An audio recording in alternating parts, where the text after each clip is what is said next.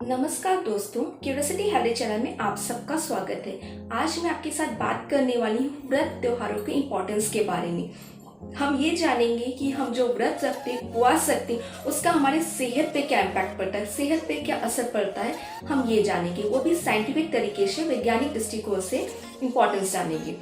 अगर आपने ऑब्जर्व किया होगा तो मैक्सिमम व्रत और त्योहार चतुर्मास में पड़ते हैं। अगर आप चतुर्मास के बारे में जानना चाहें तो आप ये कह सकते हो कि जो 4 महीने के बीच में ये पड़ता है। हिंदी कैलेंडर के अकॉर्डिंग सावन, भादो, आश्विन और कार्तिक, ये 4 महीने को चतुर्मास बोला गया है। आप ये कह सकते हो आषाढ़ी एकादशी से लेकर के या फिर आषाढ़ी पूर्णिमा से लेकर के कार्तिक पूर्णिमा तक ये महीना चतुर्मास का पड़ता है। और अगर आप ऋतुओं के अकॉर्डिंग बात करते हो, हमारे जो इंडियन ऋतु होती हैं 6 ऋतुएं पड़ती हैं, ठीक है। उसमें से जो 3 ऋतुएं होती हैं उसमें ये 4 महीने पड़ते हैं। हर एक ऋतु में 2 महीने होते हैं। तो वर्षा, शरद और हेमंत ऐसे 3 ऋतुएं होती हैं। उन 3 ऋतुओं में सावन यानी कि वर्षा ऋतु में सावन पड़ता है, फिर भादव, फिर अश्विन, फिर कार्तिक, ऐसे ये 3 ऋतुओं में ये 4 महीने एडजस्ट होते हैं। और अगर आप इंग्लिश कैलेंडर के अकॉर्डिंग देखते हो तो जुलाई की स्टार्टिंग से लेकर के नवंबर की एंडिंग तक ये 4 महीने पड़ते हैं। इस बार 5 महीने पड़ रहे हैं चतुर्मास में इंडियन कैलेंडर के अकॉर्डिंग। तो जब वर्षा ऋतु शुरू होती है तो उसमें सावन का महीना, सावन का त्योहार सबसे पहले आता है, सावन सोमवार का। उसके बाद सावन के व्रत से पहले तो आषाढ़ी एकादशी या आषाढ़ी पूर्णिमा का व्रत रखा जाता है, गुरु पूर्णिमा आता है, फिर सावन आता है, नागपंचमी, हरतालिका एकादशी, गणेश चतुर्थी, और भी कई त्योहार होते हैं जैसे कि दुर्गा पूजा, जन्माष्टमी, दीपावली, दशहरा, करवा चौथ, हरतालिका, हरियाली तीज, ऐसे कई सारे त्योहार इन 4 महीनों में पड़ते हैं। सीक्वेंस आगे पीछे हो सकता है मेरे बताने का, लेकिन ये सारे त्योहार और भी त्योहार पड़ सकते हैं जो इन्हीं महीनों में मैक्सिमम व्रत रखे जाते हैं। यहाँ तक कि बुद्धिज्म धर्म के और जैन धर्म के भी त्योहार इन्हीं महीनों में पड़ते हैं। तो अभी हम जानेंगे इम्पोर्टेंस क्या है, क्यों मैक्सिमम व्रत हम इन महीनों में रखते हैं। जैसा कि हमारी पिछली वीडियो अगर आपने देखा होगा तो जिसमें बताया गया है वर्षा ऋतु के बारे में। तो वर्षा ऋतु के प्रारंभ के पहले ग्रीष्म ऋतु रहती है। ग्रीष्म ऋतु में हमारा वात बढ़ा होता है या फिर आप ये कह सकते हो वात का संचय होने लग जाता है, हमारे शरीर में जमा होने लग जाता है। और जब वर्षा ऋतु आती है तो वात बढ़ने लग जाता है शरीर में। एक तो मौसम इस तरह से होता है, कभी धूप निकलती है, कभी बारिश होती है, तो मौसम में ठंडापन रहता है, हवाएं बहुत चलती हैं, धूप कभी निकलती है कभी नहीं निकलती, जिसके कारण वातावरण में नमी रहती है, मॉइस्चर रहता है, ह्यूमिडिटी रहती है। और वही ह्यूमिडिटी हमारे शरीर में भी चली जाती है सांस के द्वारा। जब हम सांस लेते हैं तो बॉडी के अंदर भी चली जाती है, और बॉडी के अंदर जाने के बाद वो हमारे पेट में भी चली जाती है, हमारे स्टमक में, और वहां जाकर के हमारी जो पाचक अग्नि होती है, हमारी जो खाना पचाने की अग्नि होती है, उसे कमजोर बना देती है। जो वातावरण में वेरिएशंस होता है उसके कारण हमारा जो इम्यूनिटी सिस्टम होता है वो कम हो जाता है, कमजोर हो जाता है। कभी भूख अच्छी लगती है, कभी भूख नहीं लगती है। अगर कभी ठंडी हवाएं बहुत चलती हैं, कभी गर्म हवाएं चलने लग जाती है, अगर धूप निकल आई, कभी बादल रहता है, कभी बादल चला जाता है। तो इसके कारण जो वेरिएशंस होते हैं, और अगर हमारा इम्यून पावर कमजोर रहता है तो हम जल्दी बीमार पड़ते हैं, हमें फेफड़ों के रोग होने की चांसेस बढ़ जाती है, सर्दी, खांसी, जुकाम जैसी कंडीशन होने की चांसेस बढ़ जाती है। यहाँ तक कि डेंगू, मलेरिया, वायरल इन्फेक्शन होने, मच्छर काटने के रोग होने चांसेस बढ़ जाती है। कई लोगों को तो जोड़ों की दर्द, हड्डियों की दर्द, बॉडी में जकड़न, हाथ पैरों में जकड़न, कट की आवाज आना, ऐसे कई रोगों का सामना करना पड़ता है। ये सारा कंडीशन होता है वात और पित्त बिगड़ने के कारण। अगर वर्षा ऋतु की बात करते हैं, मेनली सावन ऋतु की बात हो रही है, इन ऋतुओं में गर्मी और ठंडी का इम्बैलेंस हो जाता है, मौसम डिस्टर्ब रहता है, तो मैक्सिमम रोग होने की चांसेस इस वक्त रहती है। हमारे पाचक अग्नि कमजोर हो जाता है, तो हम जो भी खाना खाते हैं वो पच नहीं पाता है। भूख भी खुलकर नहीं लगती है। तो ऐसी कंडीशन में हमें लंघन करने की जरूरत होती है, हमें हल्का सुपाच्य भोजन करने की जरूरत होती है। इसी कारण से इन 4 महीने में व्रत त्योहार मैक्सिमम पड़ते हैं, जिसके कारण हमारा मन सात्विक चीज़ों में लगा रहे। हम सात्विक चीज़ों के बारे में सोचें, सात्विक चीज़ें खाएं। सात्विक से मतलब है जो पचने में हल्की हो, ताजी हो, बासी भोजन नहीं, ताज़ा भोजन, सुपाच्य भोजन। इस पर्पज से हमारा व्रत त्योहार रखा गया है। लेकिन होता क्या है कि हम व्रत में भी, जिस दिन व्रत होता है उस दिन और ज़्यादा पचने में हैवी चीज़ें खा लेते हैं। उस दिन हम पकौड़ी, व्रत की पकौड़ी बना के खाते हैं।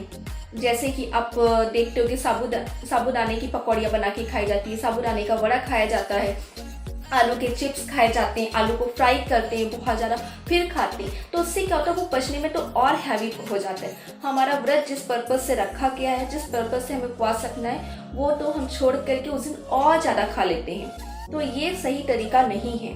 सही तरीका यही है कि आप उस दिन हल्का खाना खाएं, सुपाच्य खाना खाएं, जिससे कि आपका उस दिन लंघन हो सके, आपकी बॉडी की उस दिन सर्विसिंग हो सके। ये एक मेन पर्पस है। जब आप जिस दिन छुट्टी लेते हो तो आप अपने को रेस्ट देते हो। जिस हफ्ते में एक दिन, जैसे कि संडे को आपकी ऑफिस की छुट्टी होती, तो आप आराम देते हो, अपनी बॉडी को रेस्ट देते हो। वैसे ही इस 4 महीने में हमारे शरीर को भी रेस्ट की जरूरत है, मेनली सावन के महीने में, जिससे हमारे शरीर में जो भी कचरा जमा हो रहा है वो निकल सके, हमें हमारे पेट को रेस्ट मिल सके, दूसरे दिन फिर से हमारी अग्नि प्रदीप्त हो सके। ये मतलब, ये पर्पस होता है। लेकिन हम करते क्या, उस दिन और ज़्यादा ऑयली डीप फ्राई फूड खाते हैं, तो वो अवॉइड करें। उस दिन आप पचने में हल्की चीज़ें खाएं, जैसे कि मखाना खा सकते हो, साबूदाने की खीर खा सकते हो वड़े की जगह, रामदाने का लड्डू खा सकते हो, रामदाने को नॉर्मल भी खा सकते हो, उसकी खीर बना के खा सकते हो, मखाना खाया जा सकता है। जो कंड वाली चीज़ें होती हैं, स्वीट पोटैटो, उसको खा सकते हैं आप। ऐसे बहुत सारी चीज़ें, उनका सेवन कर सकते हैं, दूध ले सकते हैं।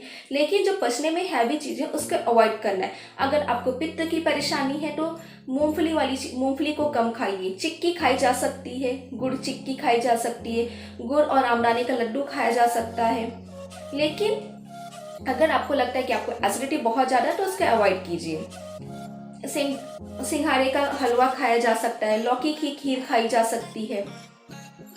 जैसे कि हमारा देश है धार्मिक देश, हम धर्म को ज़्यादा मानते हैं। अगर हमें बताया जाए कि इन मौसम में, इन महीनों में आपको नॉनवेज नहीं खाना है, इस महीने में प्याज नहीं खाना, इस महीने में हल्का खाना खाना है, बाहर का नहीं खाना, तो हम शायद उस बात को माने नहीं, हम फिर भी खाएंगे। जैसे कि नॉनवेज पचने में बहुत हैवी होता है, गरिष्ठ होता है, उस आपके पेट को ज़्यादा वर्क करना पड़ेगा। नॉर्मली दूसरे महीने में अगर आपको एक दिन में पच जाता है, 2-3 घंटे पे पच जाता है, तो हो सकता है सावन के महीने में एक एक दिन की बजाय 2-2 दिन भी लग सकता है पचने में, क्योंकि हमारा पाचन करने में कहीं ना कहीं अग्नि की जरूरत होती है, और जो सन की रेस पड़ती है उसका भी हमारे बॉडी पे इम्पैक्ट पड़ता है, तो वो कम हो जाती है, जिस कारण से हमारा डाइजेशन वीक हो जाता है। इस कारण से व्रत त्योहार रखे गए हैं।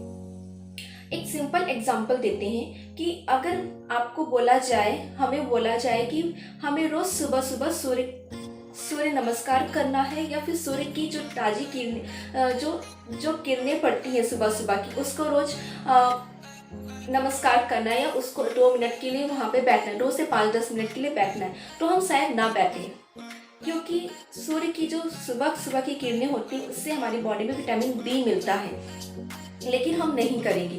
लेकिन अगर हमें बताया जाए कि आपको सूर्य देवता की पूजा करने से आपके जो भी नुकसान हो रहा है या फिर आपको पुण्य प्राप्त होगा, ऐसा बताया जाए, जो नुकसान हो रहा है वो कम हो जाएगा, पुण्य प्राप्त होगा, तो हम जरूर सूर्य को जल चढ़ाते हैं। तो उसी तरीके से हमारे ऋषि मुनि ने भी ये परंपरा बनाई कि हम भगवान के नाम पर, धर्म के नाम पर कम से कम अपनी सेहत और हमारे स्वास्थ्य का ध्यान रखें। इस पर्पज से ये व्रत त्योहार रखे गए हैं। लेकिन फिर भी हम क्या करते हैं, व्रत को गलत तरीके से करते हैं। तो इस दिन कोशिश करनी है इन 4 महीनों में कि हमें हल्का सुपाच्य भोजन करना है। मेनली वर्षा ऋतु में तामसिक राजसिक भोजन नहीं करना है, सात्विक चीजों का ही पालन करना है।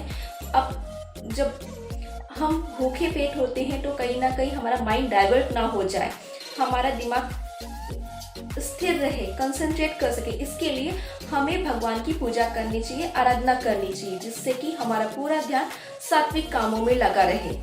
ये मेन पर्पस है। आपने देखा भी होगा कि कई लोग सावन के पूरे 1 महीने व्रत रखते हैं या फिर पूरे 1 महीने से दिन में 1 ही बार खाना खाते हैं। तो उसका मेन पर्पस यही होता है कि उनके पेट को आराम मिल सके, उनके शरीर को आराम मिल सके, ना कि वो बहुत ज़्यादा व्रत वाले दिन खाते हैं।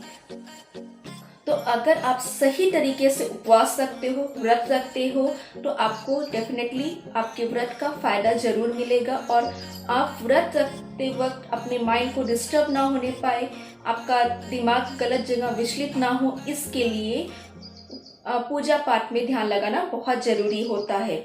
अगर आप व्रत अच्छे तरीके से रखते हो, व्रत का पालन करते हो, हल्का सुपाच्य भोजन करते हो या फिर फलाहार लेते हो, फल वगैरह लेते हो जो फ्रेश हो, जो इस महीने में अवेलेबल होते हैं, तो आपकी इम्यूनिटी भी अच्छी होगी, आपका पाचन अच्छा होगा, जो भी शरीर में आम बन रहा है, टॉक्सिन्स बन रहे, वो फ्लश आउट होने में मदद मिलेंगे और आपकी बीमार होने की चांसेस कई हद तक कम हो जाएंगे। जो भी रोग होते हैं वो कम होंगे।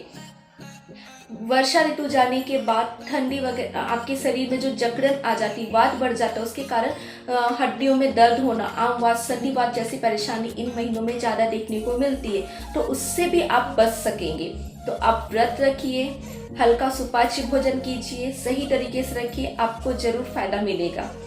और आप इस वीडियो को ज़्यादा से ज़्यादातर लोगों में शेयर करने की कोशिश कीजिए कि आपके साथ साथ बाकी लोगों को भी इस वीडियो से उनको लाभ मिल सके और वो भी समझ सके कि व्रत रखने का मेन पर्पस क्या है और अगर सही तरीके से व्रत रखते हैं तो क्या लाभ मिलेंगे, इसके बारे में उन्हें भी पता चल सके। आपको इस वीडियो को देखने के बाद कोई भी डाउट या कोई भी कंफ्यूजन रहता है, आप कुछ और भी जानना चाहते हैं, तो आप ज़रूर नीचे कमेंट कीजिए। हम आपके सवालों के जवाब देने की पूरी कोशिश करेंगे।